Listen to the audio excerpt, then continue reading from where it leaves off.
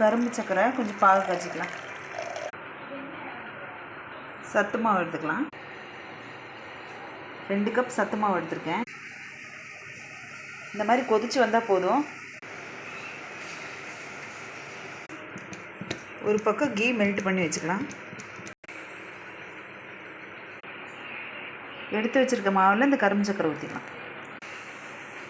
சத்து மாவுலேயே ஏலக்காய் இருக்கிறதுனால ஏலக்காய் போட தேவையில்லை.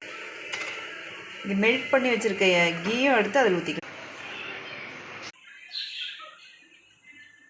இந்த மாதிரி உருண்டை பிடிச்சிக்கலாம்.